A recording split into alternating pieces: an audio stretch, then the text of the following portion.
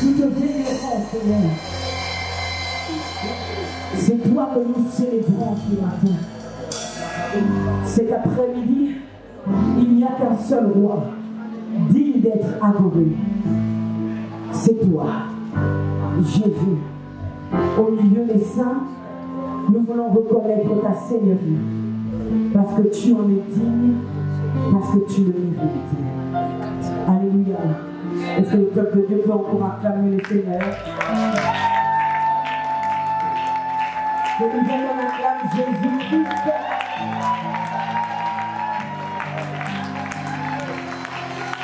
Je disais qu'on acclame Jésus. Je disais qu'on acclame bien Jésus.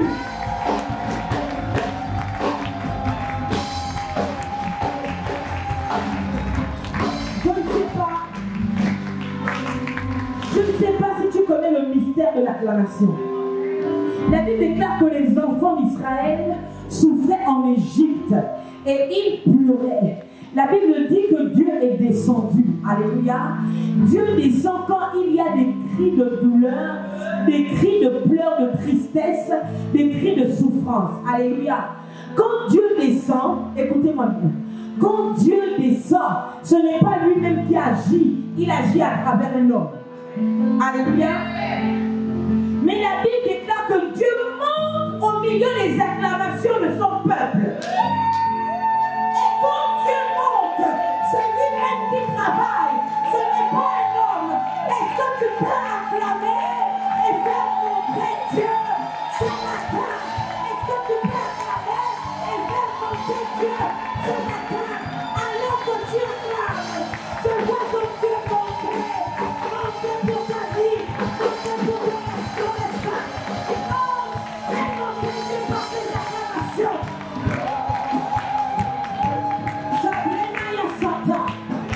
Alléluia. Alléluia. Oui, nous voulons que Dieu descende. Mais sur la terre, Dieu n'a aucun droit d'agir si ce n'est à travers un homme. Parce qu'il a dit qu'il a donné, les cieux sont à l'Éternel, mais il a donné la terre au Fils de l'homme, au Fils des hommes. Alléluia. Ça veut dire que sur la terre, même si Dieu descend, il va passer par le corps d'un homme. Alléluia. Mais quand on fait monter Dieu, nous revenons du ciel. Si nous faisons décoller Dieu pour qu'il reparte au ciel, ça veut dire qu'il va s'asseoir pour réécrire l'histoire de notre destin. C'est pour ça qu'il faut souvent savoir faire monter Dieu. Et ce qui fait monter Dieu, ce sont nos acclamations. Oui. Tu peux encore acclamer. Alléluia. Yes. Il en est digne. Le Dieu que nous servons mérite d'être acclamé. Il mérite de monter et de monter.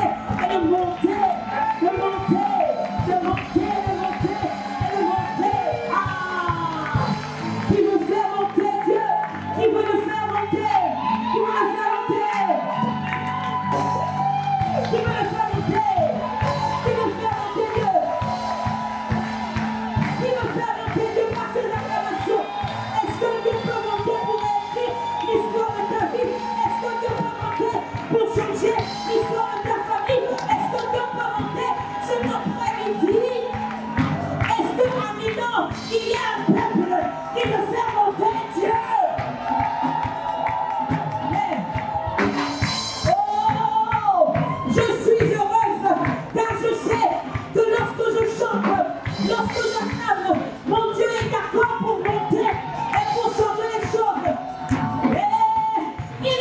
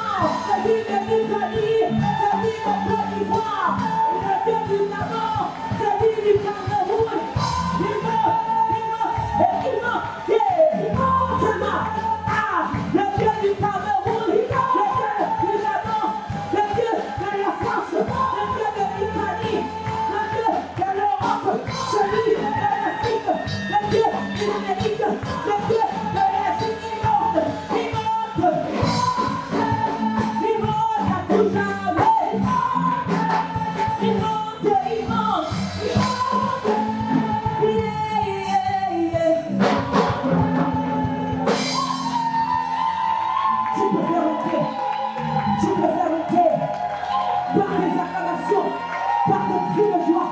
Tu peux le faire, ok? Tu peux le faire, ok? Hey! Ah! Incroyable. Satan voulait garder Jésus en bas. Mais Jésus avait compris que la phrase « tout est accompli » ne pouvait se lire qu'en haut. C'est pour ça qu'il a accepté de prendre le bois et de commencer à gravir la montagne. Il s'est dit non. Il y a des paroles qu'on me dit que lorsqu'on est monté, il y a des paroles qu'il faut dire seulement au-dessus de la montagne. Pourquoi? Parce que lorsqu'on parle au-dessus de la montagne prend le relais avec un écho. Quand tu parles dans la vallée, ça ne monte pas vraiment. Mais lorsque tu parles sur la montagne, il y a un écho et l'univers, l'atmosphère est obligé d'entendre tes paroles. Jésus a attendu de gravir le mont Golgotha, de se retrouver au-dessus avant de dire tout est accompli. Pour que depuis Golgotha, la montagne de Golgotha transmette le message à l'Italie, transmette le message à la France, transmette le message au Gabon, transmette le message au Cameroun. Il y avait un écho. L'écho de la montagne a transporté les paroles de Jésus. Et nous voilà aujourd'hui plus redoutables que jamais parce que nous avons été impactés par cette parole qui a été libérée au sommet de la montagne. Nous vénérons un Dieu qui monte. Tu acclames un Dieu qui monte. Et parce que tu l'as acclamé ce matin, je prophétise que ta destinée monte maintenant dans le nom de Jésus. Aucun démon, aucun sorcier, aucun méchant ne pourra te garder en bas, Manuel, parce que Dieu a déjà parlé sur le mont Golgotha. Il a dit tout est accompli, que ta destinée monte au nom de Jésus-Christ de Nazareth. Amen. Je ne sais pas si je parle à quelqu'un ce matin. Je me laisse prendre place dans la présence glorieuse de notre Dieu. C'est ça que ta voix porte jusqu'à la source de ta vie et que ta vie soit totalement transformée dans le nom de Jésus. C'est mon père David de Hélépon qui a dit: une bouche fermée est une destinée close. Donc quand tu as l'occasion de prier, vous savez, nous sommes en Europe, un pays dans lequel il ne faut pas faire trop de bruit. Dans les lieux publics, on ne parle pas trop fort, il ne faut pas trop faire de bruit. Et on vit avec tous les jours. Mais comme nous sommes dans un endroit où on a l'occasion de prier, prie comme si quand tu finis de prier, on t'arrache la bouche. Alléluia. C'est ça. Voilà. Alléluia. Je ne sais pas. Qu'est-ce qui peut t'empêcher de parler? Qu'est-ce qui peut t'empêcher d'ouvrir ta bouche et de crier à plein gosier? Rien. Alléluia. Rien. Est-ce que vous comprenez que les enfants d'Israël devaient pénétrer Jéricho?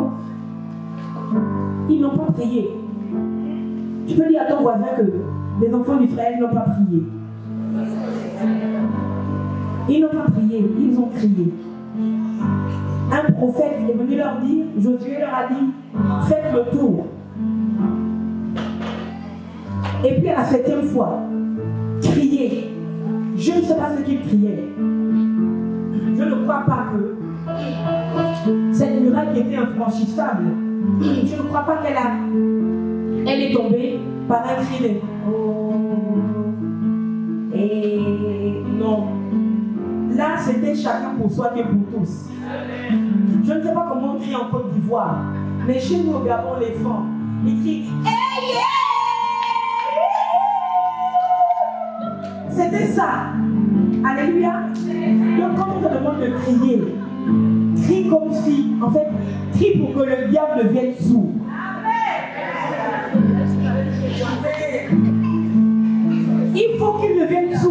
Parce qu'il entend trop nos prophéties. Il entend tellement nos prophéties qu'il se positionne pour les bloquer. Alléluia. Crie donc fort pour qu'il devienne sourd. Amen. Que Dieu soit béni. Je ne sais même pas si je vais encore prêcher parce que ma prophétesse Gali a déjà fini de prêcher tout le texte. Du coup, je peux bien copier ce qu'elle a dit. Je lis la parole de Dieu, Marc 11, à partir du premier verset. Et je lis les écrits. Lorsqu'ils approchèrent de Jérusalem, et qu'ils furent près de Bethphagée et de Béthanie, vers la montagne des Oliviers, Jésus envoya 2 de ses disciples en leur disant: allez au village qui est devant vous. Dès que vous y serez entrés, vous trouverez un ânon. Lorsqu'ils approchèrent de Jérusalem et qu'ils furent près de Bethphagée, de Béthanie, vers la montagne des Oliviers, Jésus envoya 2 de ses disciples en leur disant: allez au village qui est devant vous. Dès que vous y serez entrés, vous trouverez un ânon attaché sur lequel aucun homme ne s'est encore assis. Détachez-le et emmenez-le. Si quelqu'un vous dit: pourquoi faites-vous cela? Répondez: le Seigneur en a besoin et à l'instant, il le laissera venir. Je m'arrête d'abord ici. Jésus demande à ses disciples d'aller détacher un ânon. Et ce qui est beau, c'est quoi? C'est que Jésus lui dit: si jamais quelqu'un vous demande, Jésus dit, si quelqu'un vous dit, pourquoi faites-vous cela? Répondez 2 points. Le Seigneur en a besoin et à l'instant il le laissera venir. Ce qui est étrange, c'est que Jésus est Dieu. Il est omniscient, omnipotent, omniprésent. On parle de quelqu'un qui connaît toutes choses. Alléluia. Mais sa phrase m'embête, me dérange. Il dit, si quelqu'un, si c'est la supposition. Alléluia. Le si, c'est comme si il est en train de dire, on peut vous poser la question comme on peut ne pas vous la poser. Or, Jésus sait toutes choses, puisqu'il voit tout. Il avait Philippe sous l'arbre, et il a dit à Philippe, il lui parle de sa vie. Et Philippe est choqué parce que Jésus lui parle de son destin, de son présent comme de son futur ou de son passé. Alléluia. Donc Jésus connaît toutes choses. Sauf que Jésus suppose. Pasteur, est-ce que Dieu est supposé supposer? Est-ce que Dieu est censé supposer les choses? Dieu sait tout. Donc il doit juste affirmer. Alléluia. Il doit juste affirmer, il ne doit pas supposer. C'est comme si Dieu, dans ce passage, est en train de laisser une place à l'homme. C'est comme si ici, Dieu n'a pas envie de tout faire seul. Il veut aussi te laisser une partie à toi, libre cours. Si Dieu dit si, je prie que tu sois assez intelligent spirituellement pour rentrer dans le si et dire que puisqu'il a dit si, si tu veux être béni, toi tu vas écrire je serai donc béni. Si tu veux obtenir ceci, tu vas écrire je vais donc obtenir cela. Alléluia. Quand Dieu met si, c'est qu'il te donne l'opportunité d'accepter ou de ne pas accepter. Alléluia. Il dit si quelqu'un vous demande. Et moi j'ai l'impression que Jésus est dans la provocation. Jésus aime les problèmes, les gars. Jésus aime les problèmes. Vous avez choisi de suivre Jésus. Et depuis que vous êtes avec Jésus, vous avez des problèmes. Est-ce que c'est faux? C'est vrai, non? Mais parce que Jésus n'est pas venu pour tous ceux qui vont bien. Jésus était la solution à un problème.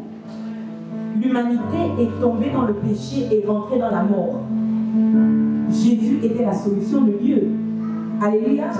Donc quand il arrive dans ta vie et que ta vie semble être bien, lui-même Jésus va créer les problèmes pour pouvoir réparer. À la place de Jésus, tu peux l'appeler solution. Et on parle de solution quand il y a des problèmes. Moi, c'est pourquoi j'aime pas trop quand Jésus m'embête. Parce qu'il aime trop les problèmes. Il aime trop les problèmes parce qu'il est capable de réparer les problèmes. Alléluia. Il rentre dans la confrontation. C'est de la provocation. Il y a un anneau qui est attaché devant une porte. Est-ce que vous comprenez que s'il est attaché devant une porte, c'est qu'il appartient à quelqu'un? Et Jésus dit, allez-y détacher. Ensuite, il dit, si quelqu'un vous demande, genre, détachez, on va voir ce qu'ils vont dire. Oh, je te dis, détache, et on verra ce qu'ils vont dire. Je te dis, continue de réussir, on va voir ce qu'ils vont dire. Continue de faire ce que tu dois faire, et on verra s'ils sont garçons. On verra. Alléluia. Il les envoie donc détachés. Il dit, si quelqu'un vous dit, pourquoi faites-vous cela? Pourquoi? C'est une expression pour, comment dire, pour demander une explication face à quelque chose qui ne nous arrange pas. Je vous ai dit que Jésus aime le problème. Il est dans la provocation et la confrontation. Alléluia. Pourquoi faites-vous cela? Répondez de quoi? Le Seigneur en a besoin. Dans d'autres versions, c'est écrit, le Maître en a besoin et à l'instant, il le laissera venir.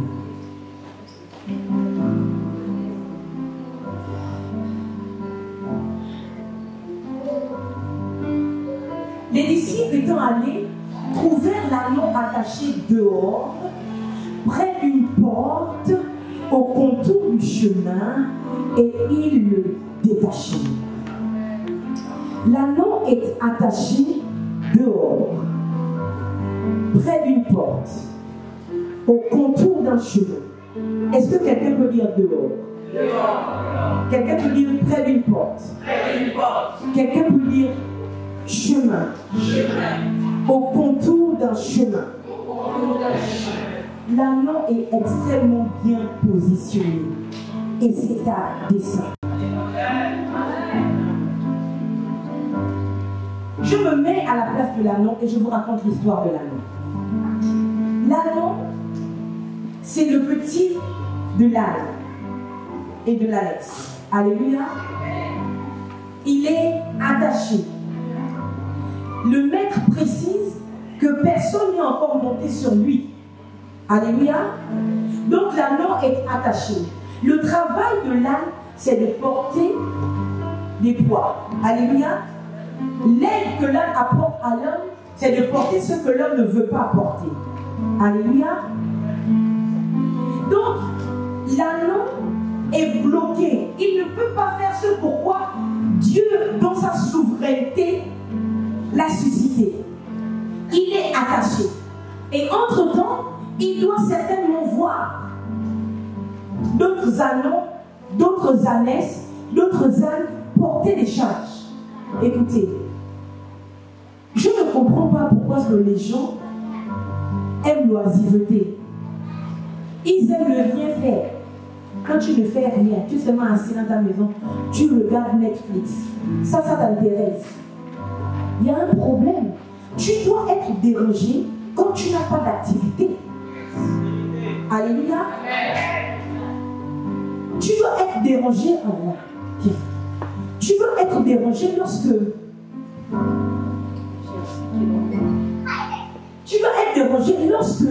tu ne fais pas ce que Dieu t'a suscité, alléluia, à faire. Ce pourquoi Dieu t'a créé. Quand tu n'as aucune activité, ça doit te faire, en fait, ça doit tellement te déranger que tu bouscules le ciel pour dire que, mais écoute, je ne suis pas venu sur la terre pour accompagner les autres. Alléluia.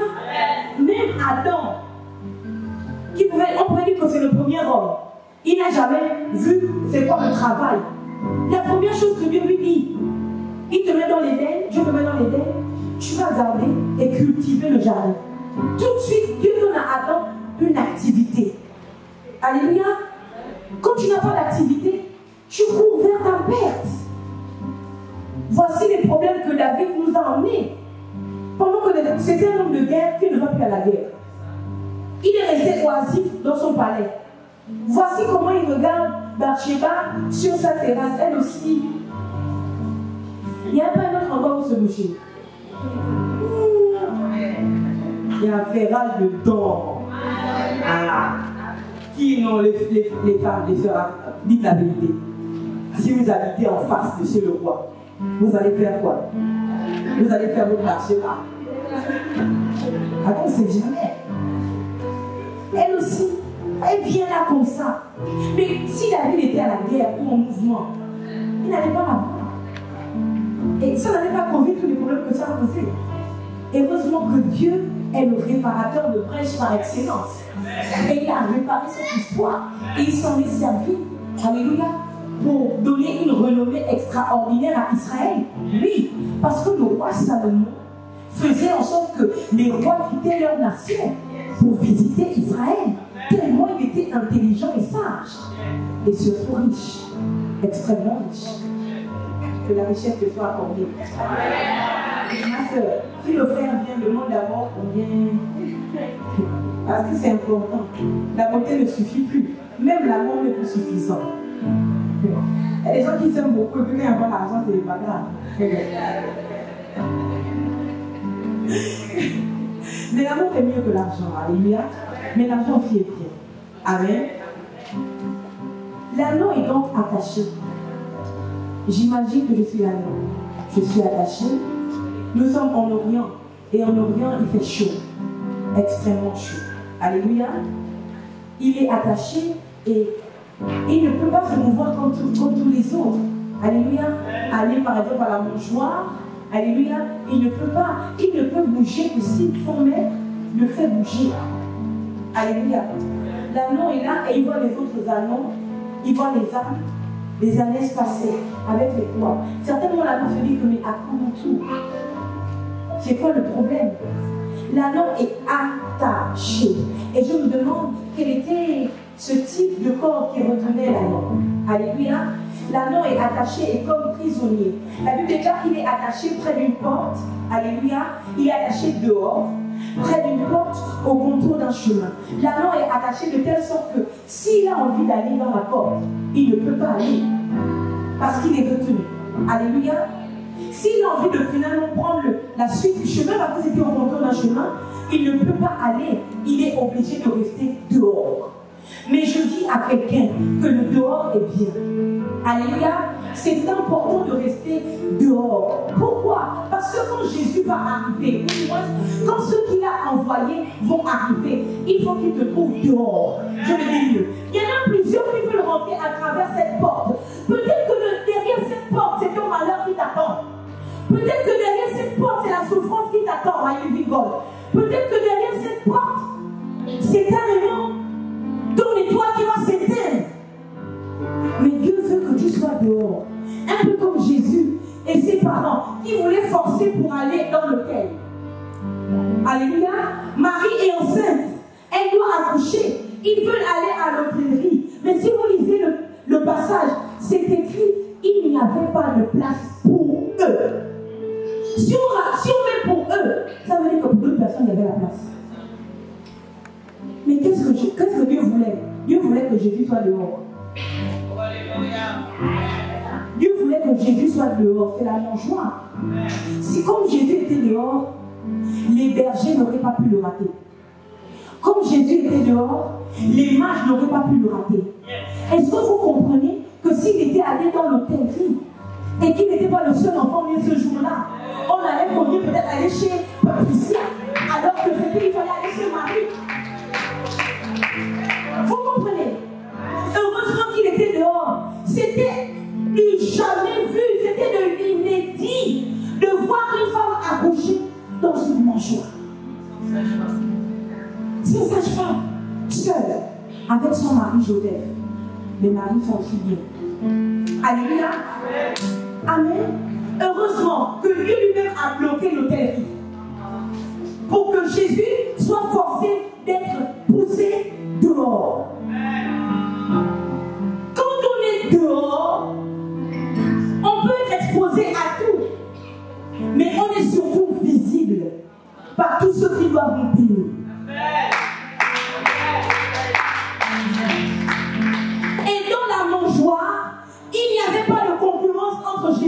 animaux. Parce que les bergers ne pouvaient pas se tromper.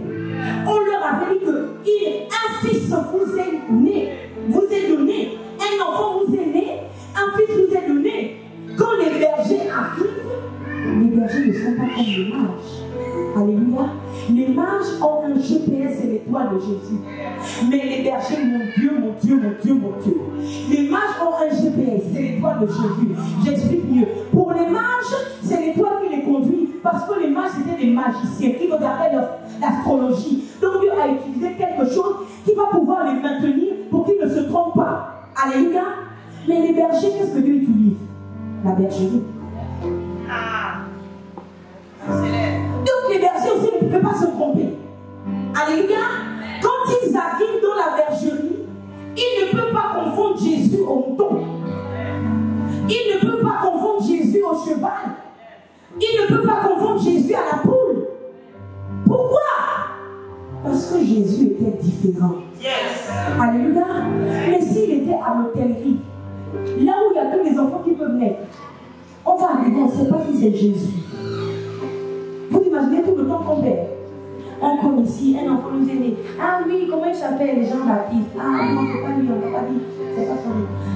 Comment il s'appelle? Comment il s'appelle? Non, Dieu s'est dit, c'est mieux, on va faire court. On va couper court. Tu vas naître dehors. Pour que ceux qui doivent, les premiers qui doivent te voir et qui sont capitaux pour ta destinée, doivent te voir toi sans se tromper. Les bergers étaient capitaux, pourquoi? Parce qu'à la fin, Jésus lui aussi allait être berger, le bon berger. Alléluia. Les mâles sont capitaux pour sa destinée, pourquoi? Parce que ils arrivent avec des éléments qui distinguent Jésus exactement comme étant un roi et comme étant un prêtre. Ils arrivent avec l'or. Et l'or, il n'y a aucun roi qui peut être roi sans l'or. Alléluia. Ils arrivent avec l'encens or. Mais ils arrivent avec la chose qui va forcer Jésus à mourir. Si les mages n'avaient pas mené la myrrhe, peut-être que Jésus allait rester vivant, n'allait pas mourir. La myrrhe, c'était un produit qu'on utilisait, alléluia, sur les corps des morts. C'était quelque chose qu'on faisait sentir pour étouffer l'odeur. Alléluia. Ils viennent avec l'or pour montrer clairement que Jésus est roi. Ils viennent avec l'encens pour forcer Jésus à être prêtre. Parce que l'encens, c'est le prêtre qui tue dans le temple. Ils viennent avec la myrrhe pour forcer Jésus. Tu peux être roi, être prêtre, n'oublie pas que tu vas mourir parce que l'humanité dépend de ta mort et de ta résurrection. Je suis en train de te dire, oui, tu es roi, tu es reine, tu es princesse, mais il y a un niveau où Dieu veut que tu meurs. Parce que c'est après ta mort et ta résurrection que tu deviens plus puissant. Je ne sais pas pourquoi les chrétiens ont peur du brisement, ils ont peur des épreuves, ils ont peur, non. L'épreuve tue la chose qui ne fonctionne pas avec le roi que tu dois être. Je ne sais pas si je veux accélérer. On va appuyer sur l'accélérateur pour aller à 200 à l'heure. Je prophétise sur ta vie dans le nom de Jésus. Que quelle que soit l'épreuve dans laquelle tu es, tu ne vas pas mourir sans porter de fruits. Non, non, non, non. L'épreuve va tuer la chose qui t'empêche d'être la reine que tu es censé être. L'épreuve va tuer la chose qui t'empêche d'être le roi que tu es censé être. Au nom de Jésus. Et quand tu vas te relever de là, le monde verra que Dieu t'a sélectionné, Dieu t'a façonné et Dieu t'a positionné. Il t'a non seulement imposé à la vie, mais il t'a aussi imposé à la gloire dans le nom de Jésus. Je ne sais pas si je parle à quelqu'un. Est-ce que tu peux me dire oui, amen? Oui. Celui qui nous fait reculer devant l'épreuve, c'est le diable. Alléluia. Parce qu'il ne veut pas. Il sait que pour chaque élève qui apprend à l'école, à un moment donné, il y aura le temps de l'épreuve. Alléluia. L'examen, c'est une épreuve. Alléluia. Il sait que peut-être pour ceux qui ne sont pas avec Christ, ils échouent. Mais pour nous, quelle que soit l'épreuve, on n'échoue jamais. Pourquoi? Parce que Jésus a déjà gagné d'avance. Ce que nous on fait, c'est juste une formalité. Même ceux qui ressentent à l'échec, ce n'est pas un échec. C'est un succès. C'est une réussite. Moi, je me mets à la place de Marie. C'est mon premier enfant. Et puis, j'arrive, je dois accoucher, mon mari n'est même pas capable de me trouver une place, comme il se doit. Je suis obligée d'accoucher au milieu des animaux, là où ça sent mauvais. Parce qu'il faut le dire. Marie aurait pu se plaindre et dire, mon Dieu, quel malheur pour moi. Je suis même tombée sur quel genre de mari. Qu'est-ce que c'est que ça? Tu étais censé prendre tes responsabilités, t'y prendre à temps. Comme on aime bien parler là. Ça ressemblait à quelque chose d'humiliant. Non, ce n'était pas humiliant. Alléluia. Non, c'était ça même la distinction. Jésus ne pouvait pas venir comme tout le monde. Il ne pouvait pas être comme tout le monde. Il ne pouvait pas vivre les mêmes choses que tous les bébés. Il ne pouvait pas, non. Le temps où Jésus devait être distingué, c'était de naître dans la mangeoire, d'être posé dans une mangeoire. Alléluia. On l'a posé dans une mangeoire. Tout était une prophétie. Tout était prophétique. Il naît dans une bergerie. Alléluia. Parce qu'il doit être le berger. On le pose dans une mangeoire parce qu'on doit le manger. Sa naissance est en train de décrire sa destinée. Vous êtes bien content quand vous mangez le corps et vous buvez le sang de Jésus. Ou bien vous ne faites pas ça ici. Vous ne le connaissez pas. Voilà. C'est pour ça qu'il est né dans une mangeoire. Pour être rendu capable d'être mangé.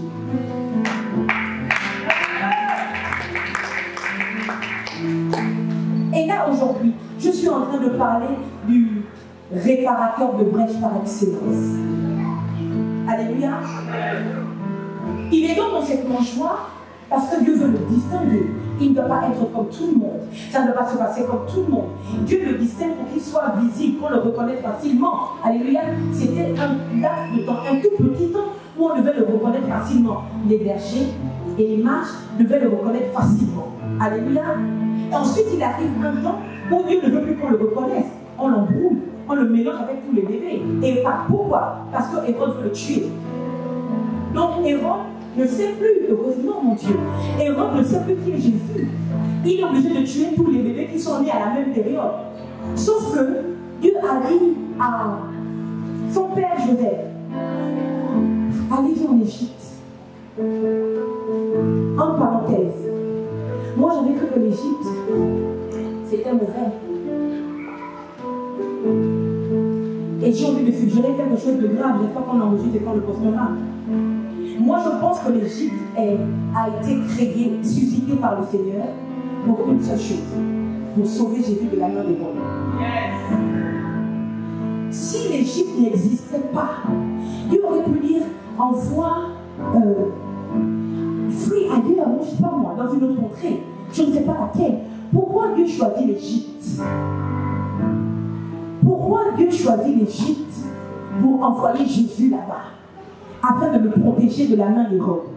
Je vais vous dire pourquoi, et vous allez voir que le Seigneur est extraordinaire. Dieu choisit l'Égypte pour protéger Jésus de la main d'Hérode, parce que l'Égypte avait déjà protégé les ascendants de Jésus de la main de la femme. L'Égypte paraît être comme une contrée maléfique, mais non, l'Égypte avait reçu le pouvoir de protéger les rois. Les Juifs ont gardé Israël en vie, même si à la fin, ils sont devenus esclaves. Est-ce qu'ils ne sont pas devenus esclaves parce qu'il y avait une prophétie qui avait été libérée? Est-ce que l'esclavage n'était pas venu parce que Dieu avait déjà prophétisé à Abraham que sa descendance allait être esclave dans un pays étranger? Alléluia. Jésus rentre en Égypte parce que l'Égypte est le berceau qui sait protéger les rois. Alléluia. Jésus rentre en Égypte parce qu'en Égypte, on a vu un roi vouloir tuer le peuple de Dieu et le roi n'a pas réussi à le tuer. Et le même esprit maléfique a attaqué Hérode. Comme cet esprit maléfique qui avait attaqué le pharaon à l'époque, qui avait fait tuer tous les enfants parce qu'il avait appris qu'un libérateur allait sortir des Hébreux. Alléluia. Sauf qu'il a tué tout le monde. Est-ce que les parents de Moïse ont fui de l'Égypte? Moïse était caché en Égypte. Où? Moïse était caché où? Moïse était caché chez Pharaon même. Alléluia. Donc Dieu savait qu'en Égypte, Pharaon sait comment cacher les rois pour qu'ils ne meurent pas. Quand lui-même il voulait tuer un roi, il n'a pas réussi à tuer Moïse. Et puisque Hérode est saisi du même esprit maléfique, Dieu sait que Jésus va vivre si on va le cacher en Égypte. Je prie que Dieu te couvre et que Dieu te cache à un endroit où aucun roi maléfique ne pourra t'atteindre. Dans le nom puissant de Jésus. Je ne sais pas quel est le nom que cet endroit va porter. Peut-être l'Égypte. Peut-être je ne sais pas quel est le nom. Mais je dis que quel que soit l'endroit où tu iras te cacher pour fuir la main d'un roi maléfique qui veut te nuire, je dis qu'il ne réussira jamais à te trouver. Dans le nom de Jésus. Pourquoi? Parce que ton destin est important et ton destin compte. L'anneau est donc attaché dehors. Dehors, c'est très bien. Parce que dehors, vous êtes visible. On peut vous voir. Et quand on est visible, on peut changer notre destin. Alléluia. Il est attaché dehors. Et la Bible déclare qu'il est attaché devant une porte. Dieu merci pour cette porte. Dieu merci parce que l'anneau ne pouvait pas atteindre cette porte. Parfois, quand vous entrez dans une porte et que vous fermez, ceux qui viennent avec vos bras ne peuvent plus rentrer. Tout le monde n'a pas l'onction pour entrer dans n'importe quelle porte. Alléluia. Et gloire à Dieu pour l'anneau qui n'avait pas l'onction et la capacité, la possibilité d'entrer dans cette porte. Pourquoi? Parce que l'anneau devait être visible par les envoyés de Jésus. Toutes les portes ne sont pas bonnes à franchir. Toutes les portes ne sont pas bonnes à traverser. Toutes les portes ne sont pas bonnes à y entrer. Alléluia. Si Dieu a dit que tu dois être dehors, reste dehors. Jacob arrive à Bethel. Il n'y a pas une tente sur laquelle il dort. Il est dehors. Et c'est dehors que sa vie change. Quand il était dehors, il a vu que le ciel avait une porte. Alléluia. C'est parce qu'il était dehors. La porte qui est fermée semble être une porte. Mais s'il te plaît, concentre-toi dans ton dehors là. Il y a une autre porte préparée pour toi, pour ta destinée, pour ta gloire, pour ton élévation. Reçois ces choses au nom de Jésus avec un bon amen. Jacob fuyait et il s'est retrouvé dehors dans la nuit. Il n'y avait aucune porte pour lui. Mais la porte du ciel était ouverte. Alléluia. Que la porte du ciel s'ouvre pour toi. Quand les hommes auront fermé leurs portes, que le ciel ouvre une porte pour toi dans le nom de Jésus.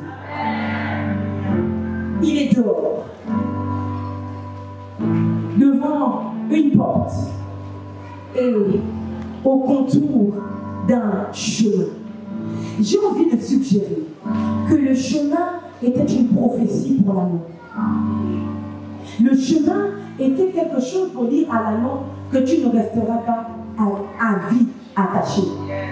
Tu ne resteras pas attaché pour toujours. Parce qu'il y aura un chemin pour toi. Je prophétise que ce qui t'empêche aujourd'hui ne t'empêchera pas demain. Parce que Dieu ouvre un chemin pour toi dans le nom de Jésus. Je déclare que ce qui t'empêche aujourd'hui, ce qui t'empêche d'avancer aujourd'hui, ne t'empêchera pas d'avancer demain. Parce qu'il y a un chemin pour toi. Il y a un chemin que Dieu ouvre pour toi. Il y a un chemin que Dieu ouvre pour toi. Il y a un chemin, il y a un chemin. Tu es peut-être empêché aujourd'hui, mais tu ne seras pas empêché pour toujours. Parce que le Dieu de mon existence, le Dieu de mon appel, ouvre un chemin pour toi. Et ce sera un chemin glorieux au nom de Jésus.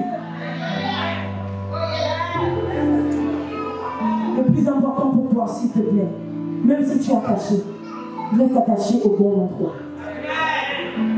Même si tu es attaché, reste attaché au bon endroit. Je ne sais pas quelle était la personne qui avait attaché l'anneau. Je ne connais pas la force que cette personne avait.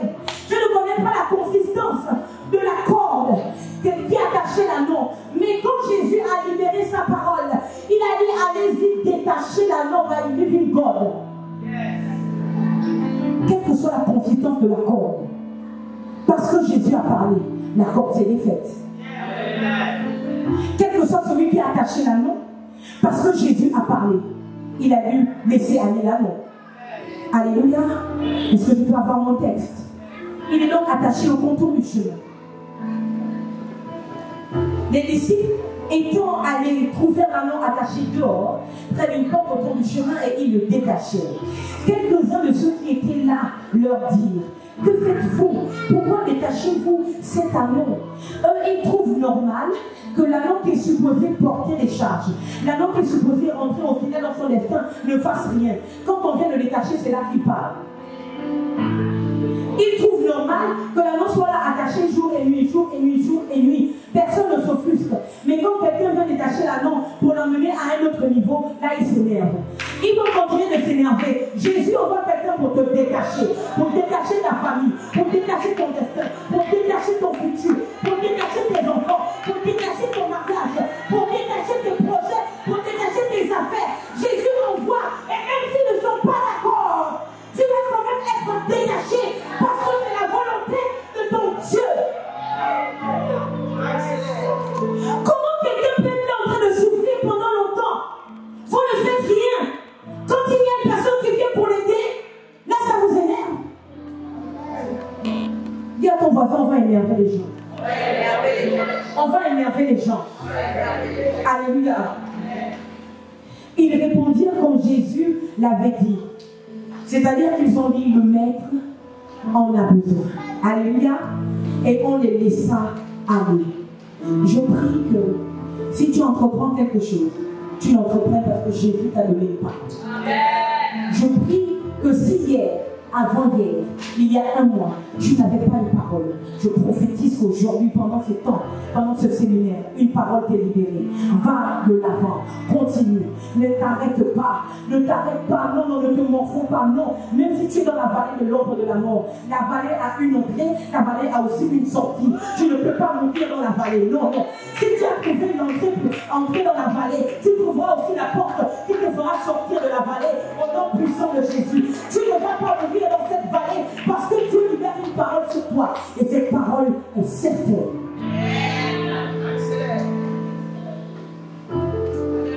Beaucoup de gens ils amenèrent à Jésus l'anneau sur lequel ils jetèrent leurs vêtements et Jésus s'assit dessus.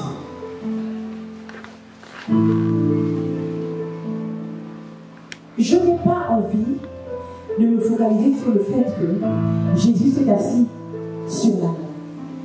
Je ne sais plus quel est le prophète qui le dit. Je ne sais plus si c'est Michée ou c'est qui a dit qu'il rentrera à Jérusalem monté sur un anneau, le petit d'un anneau, d'une ânesse. Alléluia. La prophétie était claire pour Jésus-Christ. Voilà pourquoi Jésus est monté sur l'anneau. Je n'ai pas envie de me focaliser dessus. J'ai envie de me focaliser sur les vêtements. Est-ce que je vais prendre mon foulard? La Bible déclare que lorsque Jésus envoie détacher l'anneau, plusieurs personnes ont entendu cette histoire, que Jésus a envoyé détacher l'anneau. Alléluia. Ce qui se produit ensuite, c'est que personne n'a parlé aux gens. Aucun être humain n'a dit aux gens que le gars qui va entrer là, c'est un prince, c'est un roi, c'est une autorité. Je ne sais pas, quel que soit le nom, l'adjectif qu'on lui a assigné, qu'on lui a donné. Personne n'a raconté Marie Vigole. Ils ont seulement entendu. Il faut que je lise, mon Dieu. Beaucoup de gens étendirent leurs vêtements. On dit, ils amenèrent à Jésus l'anneau sur lequel ils jetèrent,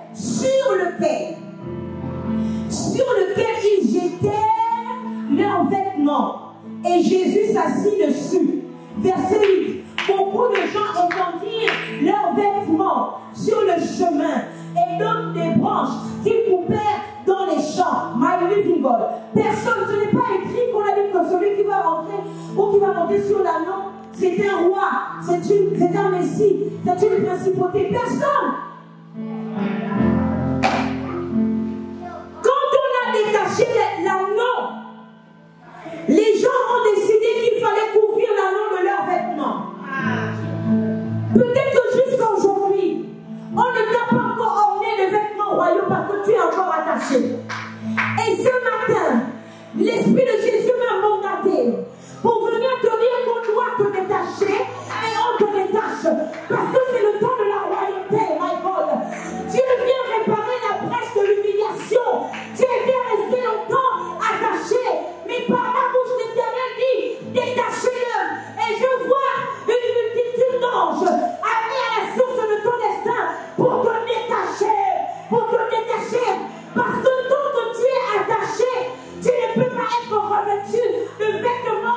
royaume. On a seulement dit détachez-le. Et ce sont des hommes, pas des animaux, pas des démons, qui se sont dépouillés de leurs vêtements et commencé à orner l'anneau de ses vêtements. Je pensais que c'était fini. On a mis les vêtements sur l'anneau.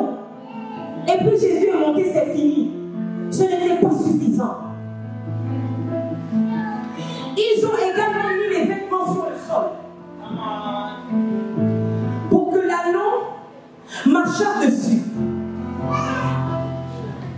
C'est extraordinaire. Pourquoi? Parce qu'on le couvre au-dessus et on le sécurise en dessous. Je vais le dire mieux. Mais qu'il me soit permis de dire que l'anneau pouvait être une représentation de Christ. Les vêtements au-dessus, c'est la preuve que le ciel atteste qu'il est roi. Les vêtements en dessous, c'est la preuve que la terre aussi atteste qu'il est roi. Si le ciel atteste que vous êtes des royautés, la terre sera obligée de s'y soumettre et d'attester que vous êtes des royautés. Je prophétise au nom puissant de Jésus-Christ de Nazareth. Je déclare que depuis le ciel, Dieu libère une parole sur toi pour déclencher ta saison de royauté. Au nom de Jésus. Et parce que Dieu a parlé, je dis que la terre aussi se met en mouvement pour porter le roi que tu es. Et rien ne pourra t'empêcher de régner dans ta saison, de régner dans ta génération. Au nom puissant de Jésus-Christ de Nazareth. Au nom de Jésus. Ils ont mis leurs vêtements étalés au sol. Moi, je croyais que si on met les vêtements au-dessus de l'anneau, c'est pour que Jésus s'asseye à l'aise. Mais puisque Jésus est déjà assis, pourquoi on met encore les vêtements au sol? Est-ce que Jésus posait ses pieds au sol? Non. On est d'accord? Qu'il me soit permis de dire que les vêtements qui étaient au sol, c'était pour l'anneau.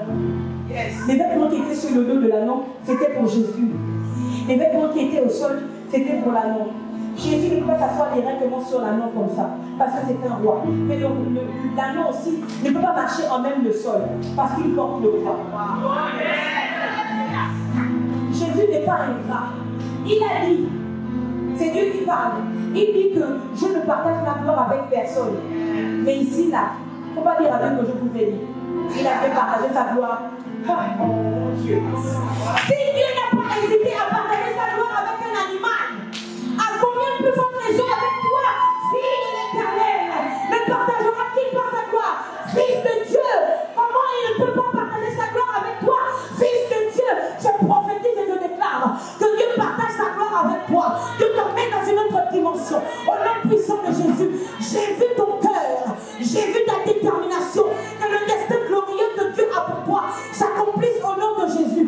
Dieu partage sa gloire avec toi parce que tu es une princesse du royaume. Au nom de Jésus-Christ de Nazareth. Comment?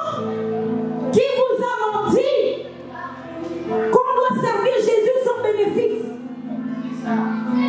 Qui vous a menti et qui vous a transmis un seul langage de sorcier? Au moins c'est pas grave. Tant que je suis à l'Éternel, même si je n'ai rien, c'est bon. C'est quelle folie! Autant aller servir un maître unique. Autant aller être esclave de Pharaon. Là-bas, on mange des concombres et les oignons. Comment vous pouvez servir le grand roi et puis vous n'espérez en rien? L'apôtre Pierre parle à Jésus. Il dit, nous avons tout quitté, mais nous gagnons quoi? Vous croyez que vous êtes plus spirituel que Pierre? Non! Pierre savait qu'on ne peut pas servir une royauté sans rien gagner. Jésus partage sa gloire avec un animal. Seigneur, tu es obligé de nous glorifier. Ceux qu'il a appelés, il les a aussi justifiés. Et ceux qu'il a justifiés, il les a aussi glorifiés.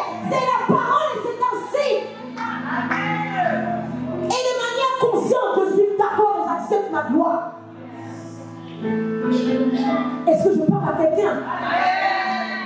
Donc l'anneau qui était abandonné, attaché, qui ne portait pas les poids, qui regardait les autres partir le soir avec leur maître, partir le matin et ils revenaient le soir.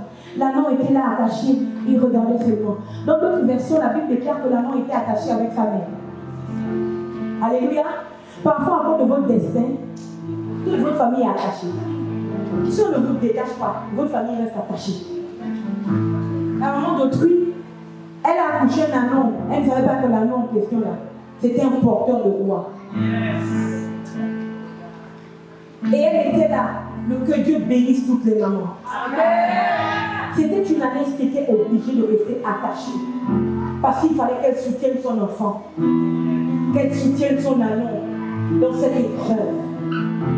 Que Dieu bénisse tous les parents qui prennent leurs responsabilités et qui restent auprès de leurs enfants dans les bons comme dans les mauvais instants. Cette ânesse était à côté de son anneau. Elle ne pouvait pas bouger parce que lui, il était attaché. Elle était obligée de rester là parce que la destinée de son enfant en dépendait. La Bible déclare maintenant que Jésus envoie détacher l'anneau et toutes les résistances tombent parce que Jésus a parlé. Alléluia. Et les hommes mettent leurs vêtements sur le dos de l'anneau. Et les mêmes hommes mettent leurs vêtements sur la terre, sur le sol. Jésus en haut, assis sur l'anneau qui est recouvert de vêtements. L'anneau aussi en bas, en train de porter Jésus. Et puis il marche. Reste tranquille. Même si les autres avancent, toi tu ne marcheras pas sur le sol, tu marcheras sur le tapis rouge. L'anneau n'avait jamais porté personne. Mais la première fois qu'il portait une charge, ce n'était pas un bidon d'huile. C'était pas le petit coin, le manioc. C'était pas plein de kilos d'achité. C'était le maître de l'univers, le roi éternel, celui qui a créé le ciel et la terre. Ma soeur, attends ton tour, s'il te plaît. Dieu a réservé pour toi le prince des princes, le roi des rois, s'il te plaît. Sois patient, mon frère, sois patient. Les autres n'ont qu'à évoluer, ils n'ont qu'à avancer. Mais Dieu a réservé pour toi le meilleur. Dieu a réservé pour toi la bonne part. La bonne part. Est-ce que tu peux dire la bonne part?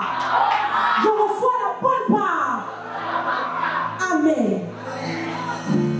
Et pour la première fois que l'anneau va porter, il ne marchera pas comme tous les autres anneaux, à même le sol. Il va commencer à marcher sur les vêtements des hommes. Pas les animaux, les hommes. C'est-à-dire que Dieu amène l'anneau dans une dimension. J'imagine tous les animaux de la bergerie qui regardaient l'anneau en disant Jésus, c'était moi, si je savais. Alléluia. L'anneau marche, il ne connaît pas le sol. Il ne connaît que le tapis rouge. On est en train de créer le nom de Jésus. Jésus, béni soit celui qui vient au nom du Seigneur. Jésus, fils de David. L'anneau s'en fiche. Il ne connaît même pas son nom. Son nom est confondu au nom de Jésus. Donc il décide que désormais le fils s'appelle Jésus. Tu cherches ton nom pourquoi? Ton nom est confondu à celui qui t'a détaché. Celui qui t'a détaché s'appelle Jésus-Christ de Nazareth. Celui qui tire de la boue pour faire asseoir à la table des rois. Qu'est-ce que tu as cherché ton nom? Ton nom c'est princesse de l'éternel. Prince de l'éternel. My God, my God.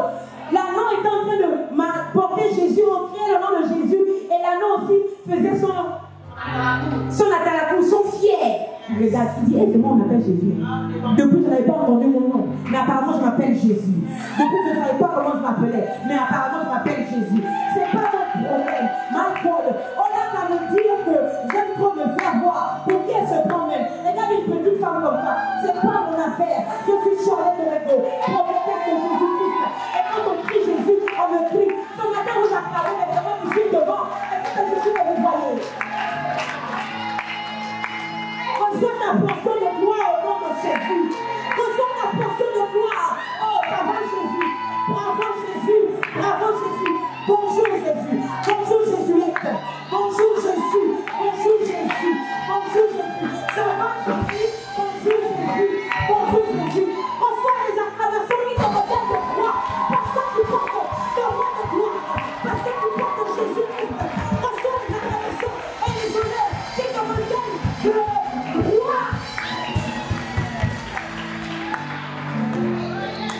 n'est plus le problème de l'anneau.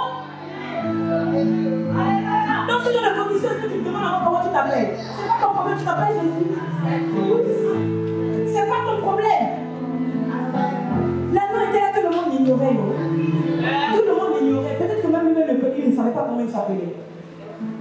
Et quand il a commencé à marcher dans le temps de Jésus, Jésus dit, ah, c'est vraiment ça. Ah, ok. Et la démarche est en train de changer.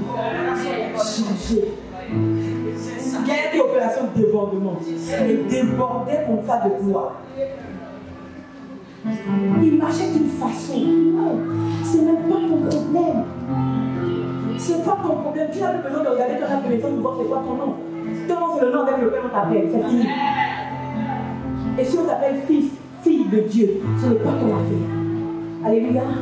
C'est la vérité. Tu es fils et fille de Dieu. Et si Dieu ne partage pas sa gloire avec n'importe qui, il la partage avec ses fils. Il n'y a aucun père roi qui refuserait de donner la gloire à son fils prince. Alléluia. Et aujourd'hui, je suis venu réparer cette greffe, cette brèche de la destinée. Satan, le diable, veut nous réduire. En fait, nous transférer une fausse humilité. Non! La véritable humilité, c'est de reconnaître qui on est. Nous sommes qui nous sommes, mais ce n'est pas de notre faute. Alléluia. Jésus a accepté de mourir sur le bois pour toi. Alléluia. Amen. L'anneau donc traverse sur les vêtements des hommes. Et laissez-moi vous dire, je vais rentrer dans le prophétique à moment, dans le mystique. Le vêtement, c'est tout ce qui représente un homme. Je le dis mieux. Quand Élisée doit monter, quand Élie doit être enlevé, Élisée lui demande la double portion de son onction.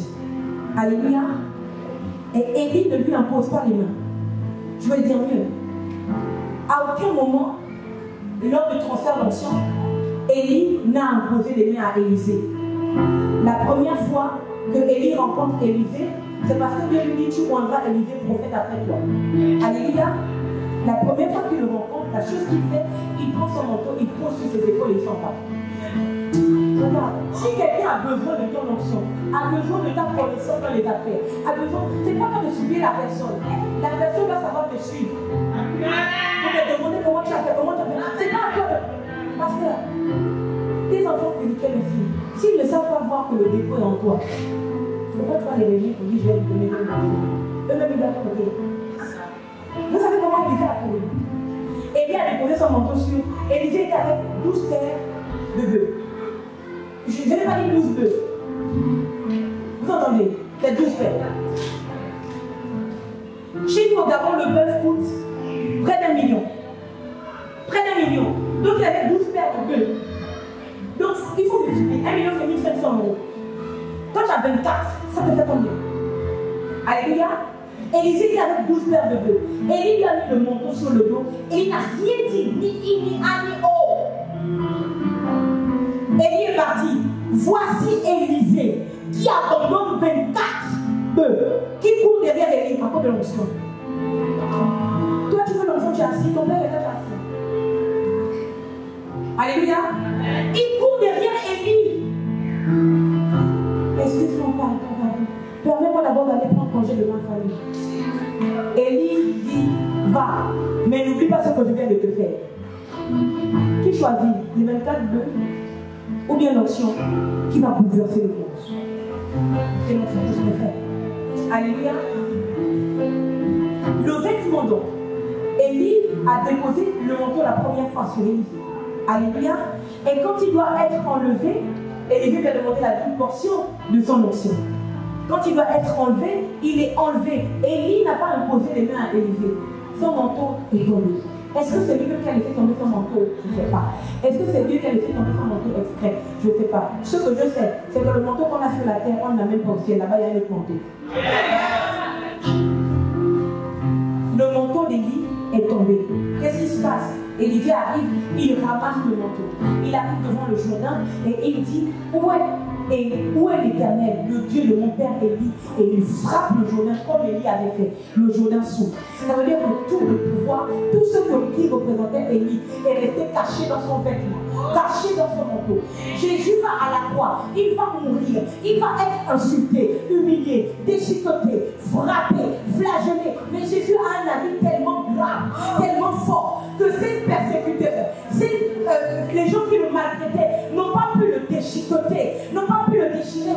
Ils ont préféré le tirer au sol pour qu'au moins quelqu'un rentre avec ça. Tellement toute la présence de Jésus était dans son vêtement. Donc le vêtement représente tout ce que tu représentes. Et les hommes ont pris leurs vêtements. Donc ils ont pris tout ce qui les représentait. Ils ont mis ça par terre. Ils ont mis ça à terre pour qu'un animal marche dessus. Ça veut dire que si les gens avaient ignoré l'agneau, ils ont pris leur ignorance, ils ont déposé à terre et l'agneau a piétiné. Si les gens avaient insulté l'agneau, ils ont pris leurs insultes, ils ont déposé à terre et l'agneau a piétiné. Je prophétise au nom puissant de Jésus-Christ de Nazareth que tous ceux qui te cherchent du mal, tous ceux qui t'ont ignoré, tous ceux qui t'ont humilié, vont devoir faire tomber cette humiliation et tu vas écraser. Non, tu ne resteras pas à jamais humilié. Tu vas écraser l'humiliation, tu vas écraser le rejet, tu vas écraser la pauvreté, tu vas écraser l'échec dans le nom puissant de Jésus-Christ de Nazareth. Tu écraseras tous ceux que tes ennemis ont envoyés contre toi. Tout tombera à terre et toi tu vas écraser. Tu marcheras la tête haute et aucun mal ne te sera fait. L'agneau a marché dessus. Et moi, je me suis dit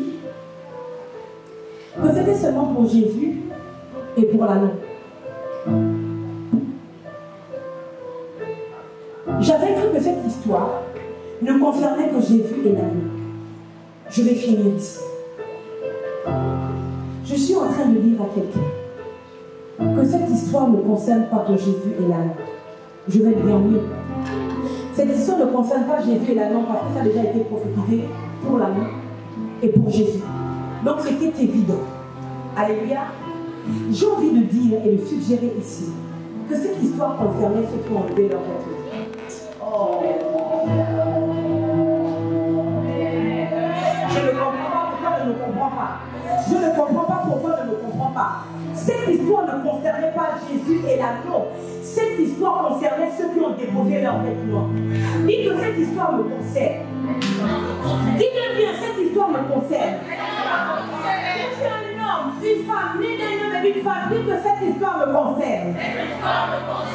Ces gens avaient des vêtements de pauvreté. Ces gens avaient des vêtements de malheur.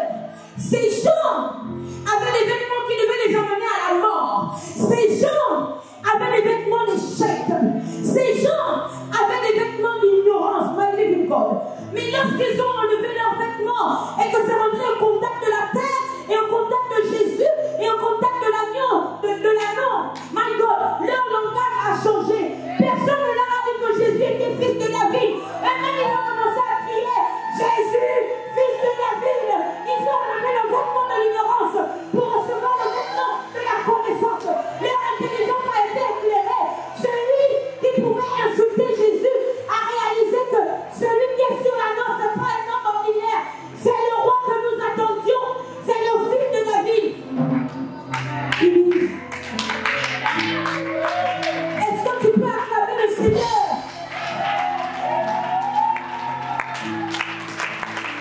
Ces mêmes personnes qui avaient ignoré Jésus, partout où il est passé, on a demandé, est-ce que tu es le fils de Dieu? Partout où il passait, on contestait son identité. On voulait savoir son identité. Mais ils se sont dépouillés de l'ignorance. Ils se sont dépouillés de la vaine gloire. Ils se sont dépouillés en enlevant leurs vêtements. Ils se sont dépouillés de ce qui n'était pas bon. Et voici que lorsqu'ils se dépouillent, quand tu te dépouilles, Dieu ne te laisse jamais nu. Quand tu te dépouilles, Dieu ne te laisse jamais avide. Quand tu te dépouilles, Dieu ne te laisse jamais sec. Quand tu te dépouilles, Dieu ne te laisse jamais livré à toi-même. Ils se sont dépouillés et leur intelligence a été éclairée. Leur intelligence a changé. Et voici en train de dire, béni soit le règne. Non, ils disent, ceux qui précédaient et ceux qui suivaient, Jésus criait, Hosanna, béni soit celui qui vient au nom du Seigneur. Jésus a-t-il déjà prêché une fois qu'il venait au nom du Seigneur? Avant, on disait que c'était un blasphémateur. Mais ce jour-là, leur problème, c'était leur vêtement d'incrédulité. Mais quand ils ont enlevé le vêtement d'incrédulité et que le vêtement est passé en contact de Jésus, ça a changé. Ils ont commencé à dire, oh, Jésus, Hosanna, béni soit celui qui vient au nom du Seigneur. Béni soit le règne qui vient, le règne de David, notre Père. Hosanna dans les lieux très hauts. Quelle grande révélation! Ils ont tous contesté Jésus en disant que c'était un blasphémateur. Mais ce jour-là, quand ils ont enlevé nos vêtements de l'incrédulité, ils ont eu les yeux ouverts et ils ont vu que c'était le règne de David, leur Père, qui revenait. C'était une révélation. Pierre n'était plus le seul à réaliser que Jésus était fils de David, était celui qui venait envoyé par le Père. Bartimée n'était plus le seul à appeler Jésus fils de David, mais eux aussi, ils ont dit, le règne de David revient.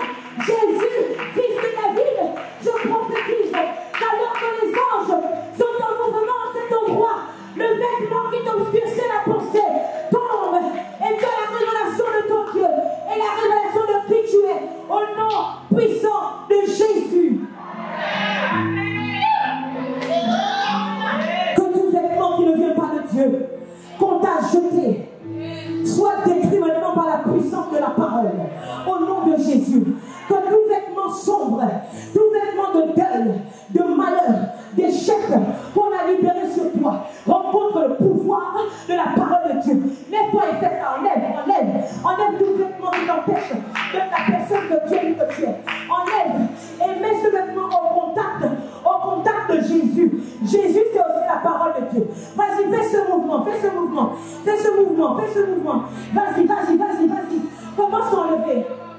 Commence à enlever. Enlève ce vêtement.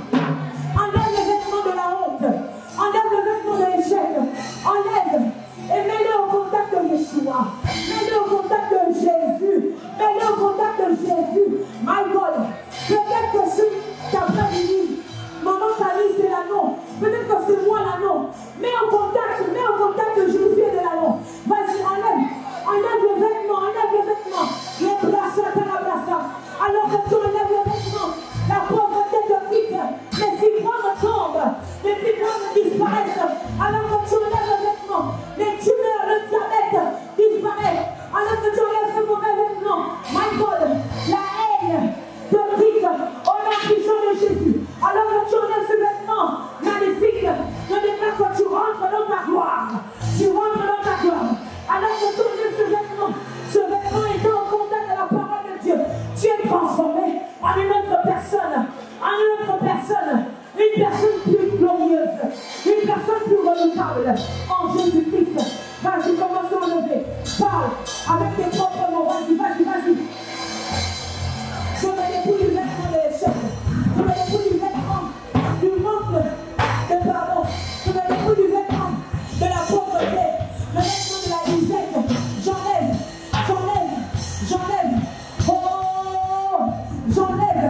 J'enlève ce mauvais vêtement. Je l'enlève maintenant. Laisse à la main. Oh, j'enlève ce vêtement et je rentre en contact de Jésus, fils de David. Béni soit le règne de David, notre Père, qui revient parce que le vêtement a touché Jésus. Parce que le vêtement touche Jésus. Béni soit le règne de David, notre Père. Béni soit le règne de notre Dieu qui revient sur la terre, qui revient dans ma famille, qui revient en Italie, qui revient en Europe, qui revient en Afrique, qui revient en Asie, qui revient en Amérique. Seigneur, cet après-midi, nous appelons le règne